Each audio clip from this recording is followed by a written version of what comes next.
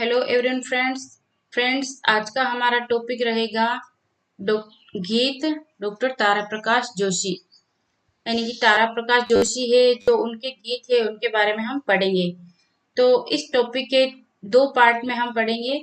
First part के अंदर हम पढ़ेंगे कवि परिचय, काव्य वाचन और व्याख्याएं। और इस टॉपिक के सेकंड पार्ट में हम पढ़ेंगे भाव पक्ष और कला पक्ष। तो सबसे पहला हमारा पॉइंट आता है कवि परिचय, यानी कि डॉक्टर तारा प्रकाश जोशी जी हैं, इनका हम कवि परिचय पढ़ेंगे।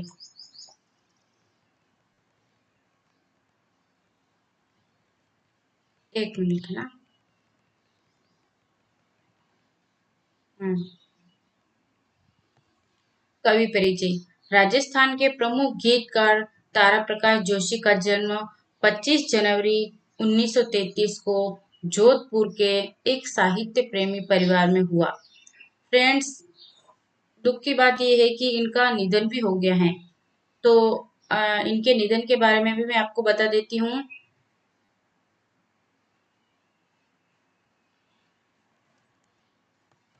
एक मिनट है ना, मैं इनके बारे में पूरी डिटेल से आपको बताऊंगी फ्रेंड्स।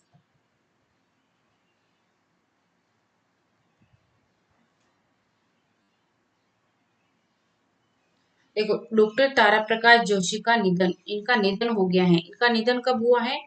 6 अक्टूबर 2020 को। 6 अक्टूबर 2020 को तारा प्रकाश जोशी जी का निधन हो गया है।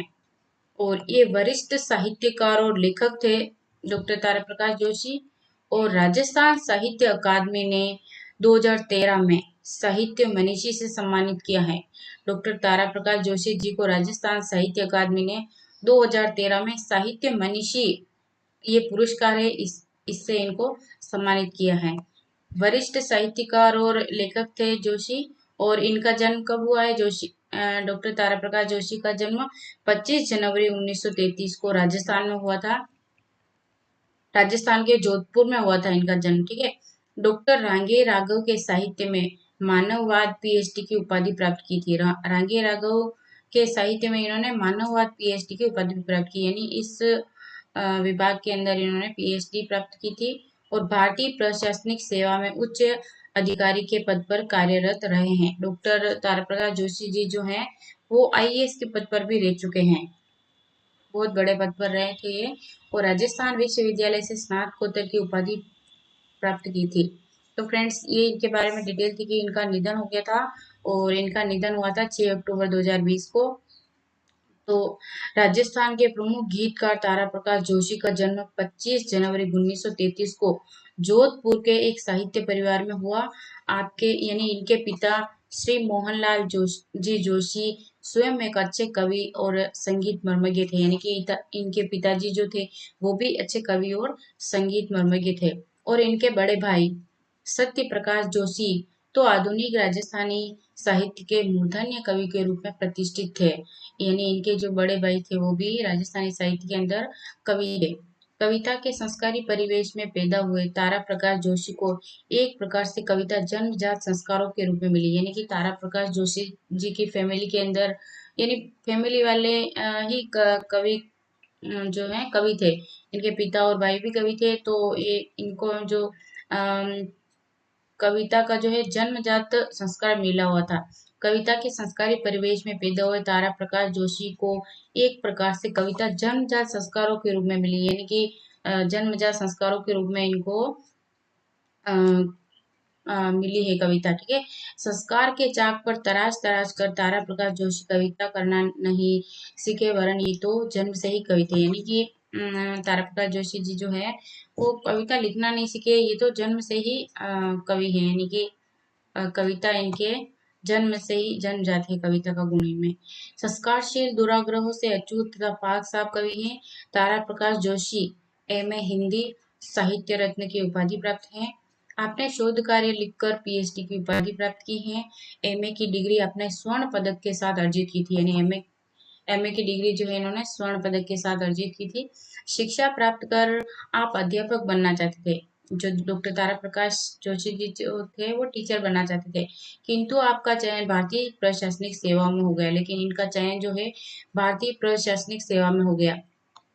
आईएएस अधिकारी के रूप में आपने राजस्थान के अनेक विभागों के अंदर सेवाएं दी हैं, यानी कि आईएएस अधिकारी के रूप में इन्होंने अनेक विभागों में सेवाएं दी है। प्रशासनिक अधिकारी के रूप में कार्य करते हुए भी आपने कवि को कभी स्वयं से अलग नहीं होने दिया, यानी कि प्रशासनिक अधिकारी थे और प्रशासनिक अधिकारी के काम के साथ साथ ही इन्होंने कविताओं को लिखना भी चालू रखा, यानी जारी रखा। जीवन को अत्यंत सहजता से स्वीकार करने वाले तारा प्रकाश जोशी आडंबरों से सदैव दूर रहे और आजीवन साहित्य सेवा करते रहे। आपकी साहित्य सेवाओं के लिए राजस्थान साहित्य अकादमी उदयपुर ने आपको विशिष्ट साहित्यकार के सम्मान से अलंकृत किया है। इनकी डॉक्टर तारा प्रकाश जोशी जी की रचनाएं हैं, इनके बारे में डॉक्टर तारा प्रकाश जोशी जी की रचनाओं के बारे में हम पढ़ेंगे। तारा प्रकाश जोशी राजस्थान के सफल गीतकार हैं। जो डॉक्टर तारा प्रकाश जोशी हैं वो एक सफल गीतकार हैं, ठीक है, गीतकार हैं डॉक्टर तारा प्रकाश जोशी। लेकिन उन्होंने मंच के लोकप्रियता के कारण अपने गीतों को कभी भी साहित्यिक गौरव से नीचे नहीं गिरने दिया। वैसे भी मरुस्थल की माटी के गंध से सरोवर, राजस्थानी प्राकृतिक परिवेश, यहाँ की सोने सी पसरी रेत और यहाँ की सांस्कृतिक संपन्न परंपराएं गीत रचना के लिए सर्वाधिक उपयुक्त पृष्ठभूमि का निर्माण करते हैं। ये स्वयं कहते हैं, सद्यः परिनिवृत्ति के लिए गीत लिखता हूँ, कविता लिखता हूँ, पर मेरे गीत लिखने में एकमात्र यही प्रयोजन रहा हो सो भी नहीं।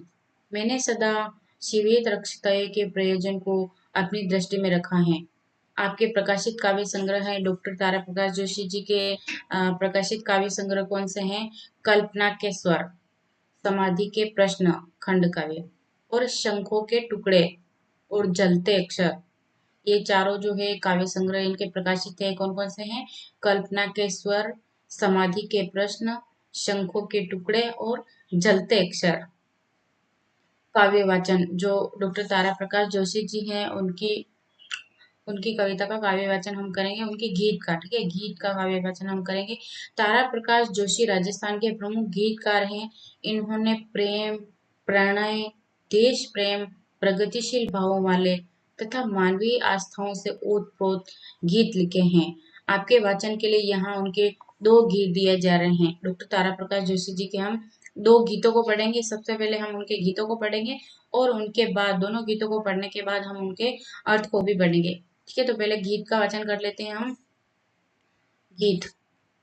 मेरा वतन ऐसे रानी जैसे गरम तवे पर पानी, एक कसेली कैंटीन से थकन उदासी का नाता है, वेतन के दिन सा निश्चित ही पहला बिल उसका आता है, हर उधार की रीत उम्र सी जो पाई ये सो लौटानी है, दफ्तर से घर तक फैले हैं ऋणदाता के गर्म तकाजे, ओछी फटी हुई चादर से एक ढकुतो द्विलाजे, कर्जा लेकर कर्ज चुकाना अंगारों से आग बुझानी।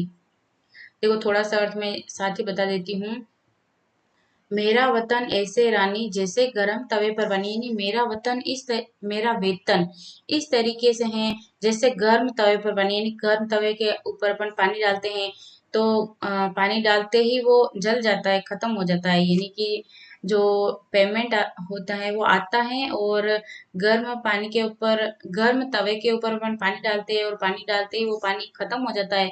उसी तरीके से वेतन भी खत्म हो जाता है, यानी वेतन आते ही चला जाता है। एक कसेली कैंटीन से थकान उदासी का नाता है, यानी कैंटीन वाले को भी पैसे देने पड़ते हैं। वेतन वेतन के दिन सा निश्चित ही पहला बिल उसका आता है, हर उधार की रीत उम्र सी जो पाई ये सो लौटानी, यानी वेतन आते ही जो हम उधार लेते हैं उसको चुकाना पड़ता है, तो वेतन आता है और फिर ऐसा का ऐसा चला जाता है। कैंटीन के बाद कैंटीन वालों को देना पड़ता है, उधारी वालों को देना पड़ता है। तो दफ्तर से घर तक फैले हैं दाता की घर तक अच्छे, यानी कि ऑफिस से लेकर घर तक जो है ऋण दाता के घर तक अच्छे फैले हुए हैं, यानी कि उधारी मांगने वाले फैले हुए हैं यहाँ तक।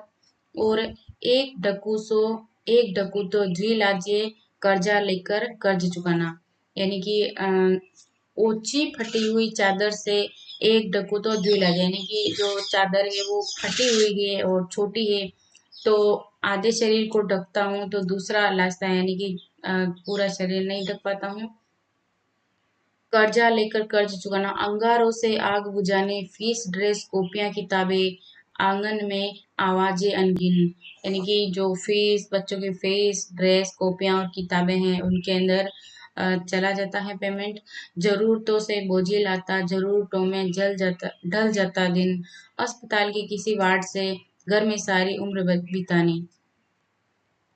ठीक है, इसको डिटेल्स से हम आगे पढ़ेंगे। ढली दोपहरी सी आई हो, दिन समेटे टूटे पिछवाड़े, छाया सी बढ़ती उधड़ून से झांक रहे हैं अंग उघाड़े, तुझको और दिलासा देना। फ्रेंड्स, इसकी पूरी व्याख्या हम करेंगे आगे। तुझको और दिलासा देना, रिश्ते गाँव कली चुभानी, ये अभाव के दिन लावे से, घुटते तेरे मेरे मन में, अग्नि अगरी गीत तनकर फूटेंगे, गाँवों शहरों में जन जन में, जिस दिन नया सूरज जन्मेगा, तेरे जूड़े कली लगानी। तो ये पूरी जो है डॉक्टर तारा प्रकाश जोशी जी का गीत था। और इसके अंदर कठिन शब्द कौन से आए हैं? कसेली, कसेली का मतलब होता है धुएं से भरी हुई रीति या तरीका। और ऋणदाता का मतलब होता है उधार देने वाले। और रिश्ते गाँव यानी होता है मवाद टपकाते गाँव। और इनका दूसरा गीत है फ्रेंड्स, आ रे आ बादल।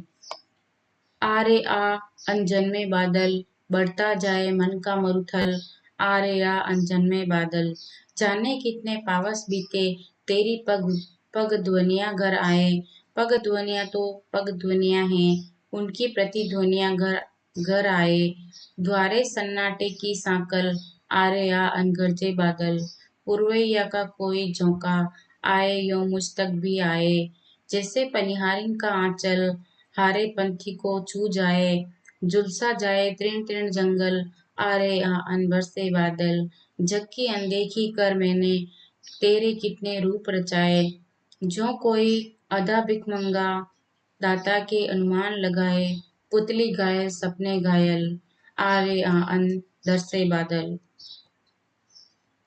मैं जन्मों जन्मों का प्यासा, नभ में ऐसे बादल छाए, जो कावड़िए नष्ट तीर्थ से खाली कावड़ लेकर आए, आ रे आ अनबर से बादल, तेरी अनसूंगी सौरभ हित, असवाड़े पसवाड़े जागे, जैसे कस्तूरी के पीछे टीलो टीलो हिरना भागे, टूटा जाए सांसों का बाल, आ रे आ अनमह के बादल, आ मुझ अतहारे के बादल, आ मुझ इतिहारे के बादल, सारी उम्र उड़ी खो गई, आ मुझ गतिहारे के बादल, सिमटी जाए जर्जर कामल, आ रे आ इन अन बिरसे बादल। इसके अंदर कठिन शब्द कौन से आए थे? अनजन्मे का मतलब होता है जो पैदा नहीं हुआ, मरुथल यानी रेगिस्तान, पग ध्वनिया का मतलब होता है पैरों की आवाजें, पूर्वैया यानी पूर्वी दिशा से आने वाली हवा, पूर्वी दिशा से आने वाली हवा को बोलते हैं पूर्वैया। कावड़िए का मतलब होता है पवित्र जल के घड़ों को कंधे पर रखी कावड़ में ढोने वाले भक्त। शतदल यानी कमल होता है। और अनमहके यानी बिना महक वाला। और कामल यानी कंबल। तो फ्रेंड्स, अब हम इन दोनों गीतों की व्याख्याएं करेंगे। कवि तारा प्रकाश जोशी जी की कविताओं में से कुछ महत्वपूर्ण पदों की व्याख्या निम्न प्रकार से दी जा रही है। विद्यार्थी इन व्याख्याओं को समझकर सप्रसंग व्याख्या करने का अभ्यास करें। मेरा वेतन ऐसे रानी, अंगारों से आग बुझानी, इस गीत की हम व्याख्या करेंगे फ्रेंड्स। तो सबसे पहले प्रसंग देखते हैं। इसका प्रसंग क्या है? प्रस्तुत पंक्तियां मानवीय आस्था के सजग प्रहरी गीतकार तारा प्रकाश जोशी के प्रसिद्ध गीत मेरा वेतन से ली गई हैं। आज के जीवन परिवेश में नौकरी पेशा व्यक्तियों की दर्दीली परिस्थितियों को वाणी देने के लिए इस गीत की रचना की गई है। मध्य वर्ग एवं निम्न मध्य वर्ग के व्यक्ति के लिए परिवार के भरण पोषण के लिए नौकरी करना जरूरी होता है, लेकिन नौकरी से उसको इतना वेतन नहीं मिल पाता है कि वह सुख चैन से जीवन यापन कर सके। ऐसे में व्यक्ति का जीवन थकान, ऊब, बेचैनी, उदासी और अजीब से खालीपन से भर जाता है। उसका सारा जीवन एक कर्ज उतारने से लेकर दूसरी उदासी उधारी के बीच ही फंसकर रह जाता है। ऐसी ही मार्मिक अनुभूतियों को कवि ने यथार्थ के जीवन धरातल को कड़वी सच्चाइयों को उजागर करते हुए प्रकट किया है। ये था इसका इसका प्रसंग। और अब हम इस गीत की व्याख्या पढ़ेंगे फ्रेंड्स। इन पंक्तियों में गीतकार तारा प्रकाश जोशी ने एक नौकरी पेशा व्यक्ति की जीवन अनुभूतियों की नंगी सच्चाइयों को प्रस्तुत किया है। गर्म तवे पर पानी के छींटे डालने पर वे जिस तरह एक क्षण में ही भाप बनकर उड़ जाते हैं, तब तवे पर डालने के साथ ही पानी का अस्तित्व गायब हो जाता है। ऐसे लगता है जैसे वह पानी तवे पर डाला ही नहीं गया हो। उसी तरह साधारण सी नौकरी करने वाले व्यक्ति के वेतन की स्थिति होती है। पहली तारीख को वेतन मिलता तो है, लेकिन वह फीसों, ड्रेसों, कॉपियों, किताबों, पुरानी उधारी को चुकाने में ही चला जाता है। ऐसे में व्यक्ति का अपनी थकान और उदासी को मिटाने के लिए चाय की कैंटीनों में बैठा करता है। कैंटीन के कसैले धुएं से भरे दम घोटू वातावरण में यो निरुद्देशी समय गुजारना उसकी मजबूरी बन जाता है। नौकरी का संबंध उदासी और निराशा से तथा इनसे मुक्ति कैंटीन में ही मिल पाती है। इस कारण ऐसे नौकरी पेशा व्यक्ति के लिए इन सब का गहरा रिश्ता बन जाता है। यह बात तो सच है कि नौकरी पेशा को प्रत्येक माह की पहली तारीख को वेतन मिल जाता है, लेकिन यह बात उतनी ही सच है कि वेतन मिलने के साथ ही सबसे पहले उसे कैंटीन वाले का ही बिल चुकाना पड़ता है, क्योंकि पिछली उधारी चुकाने पर ही व्यक्ति को नई उधारी का हक प्राप्त होता है। और इस तरह उधार लेने और चुकाने का यह सिलसिला अनवरत चलता रहता है, यानी लगातार चलता रहता है। नौकरी पेशा व्यक्ति की सारी उम्र प्रति माह किए जाने वाले इसी तरह के लेन देन में ही व्यतीत हो जाती है। ऋणदाताओं के गर्म तकाजे व्यक्ति के दफ्तर से लेकर घर तक फैले रहते हैं। उनके मकड़ जाल में नौकरी पेशा व्यक्ति इतना उलझ जाता है कि उसका जीवन तो फटी चादर को खींच खींच कर तन ढकने में ही बीत जाता है। जैसे फटी चादर से एक अंग ढकने पर दूसरा अधड़ उधड़ जाता है, वैसे ही एक उधार चुकाने फिर दूसरी उधारी की तकाई शुरू हो जाती है। जैसे अंगारों से आग नहीं बुझाई जा सकती है, वैसे ही उधार लेकर उधार चुकाने से जीवन की खुशहाली नहीं प्राप्त की जा सकती है। व्यक्ति की सारी उम्र इसी तरह की खींचतान में व्यतीत हो जाती है। इसके अंदर विशेष क्या पॉइंट है? नौकरी पेशा व्यक्ति के जीवन के यथार्थ को मार्मिक अभिव्यक्ति की गई है। वेतन की नगण्यता को गर्म तवे के पानी से तुलना अनूठी उपमा है और भाषा में सहजता एवं बिंब खड़ा कर देने की क्षमता है। तो फ्रेंड्स, ये था वेतन वाले गीत की व्याख्या। और अब हम करेंगे आरे या अनजन में बादल अन गरजे बादल। तो इसका संदर्भ देख लेते हैं हम सबसे पहले। प्रस्तुत पंक्तियां मानवीय करुणा को भावुकता भरे गीतों में ढाने वाले राजस्थान के प्रसिद्ध गीतकार तारा जोशी प्रकाश के आरे या बादल गीत से ली गई हैं।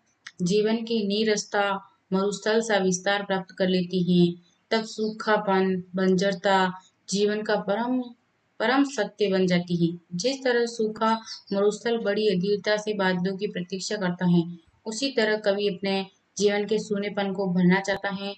प्रतीक्षा की यह लंबी घड़ी कभी न कभी खत्म होने वाली घड़ी उस बेचैनी को और भी अधिक बढ़ा देती है,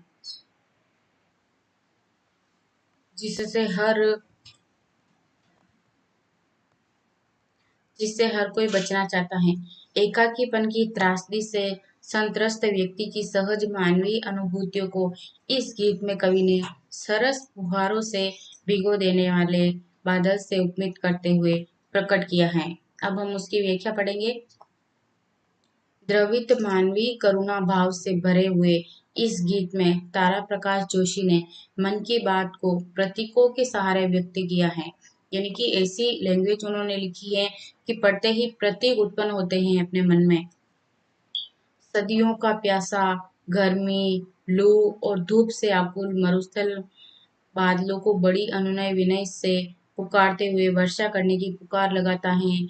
वैसे ही कवि अपने जीवन में फैले सूनेपन और नीरसता सूखेपन से मुक्ति पाने के लिए सुखद प्रसंगों रूपी बादलों को पुकारता है। यहाँ बादल के लिए अत्यंत सटीक अनजन्मे का विशेषण प्रयुक्त किया गया है। अनजन्मे बादल बोला गया है। जो बादल अभी तक बना ही नहीं है, जिसे अभी अतीत में आना है, उसकी उत्सुकता भरी टेर इस गीत में की गई है। आंधियों, लूओं के थपेड़ों से मरुस्थल का फैलाव बढ़ता ही जाता है।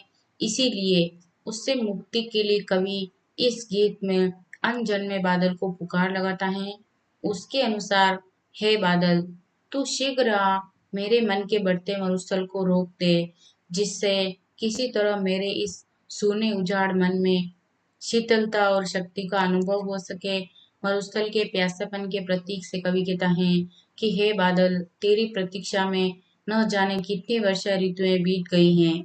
तेरे चरणों की पग ध्वनियां सुनने के लिए आतुर मेरे कान अत्यंत व्याकुल हैं। पग ध्वनियां, जो क्या उन कदमों की गज की प्रतिध्वनियां सुनते हुए भी लंबा अरसा हो गया है।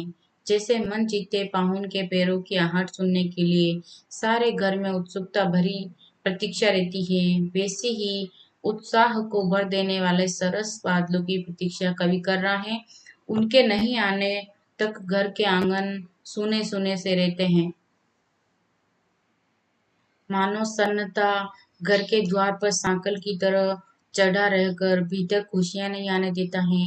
इसलिए है बादल, भले ही तू गर्जना मत कर, लेकिन तू मेरे आंगन में फुहारे कर दे, जिससे जीवन की नीरसता, उजाड़, एकाकीपन, सूनापन और सूखापन सभी एक साथ पूरी तरह से समाप्त हो जाए और जीवन में खुशियां, आनंद और उत्साह नए सिरे से भर जाए।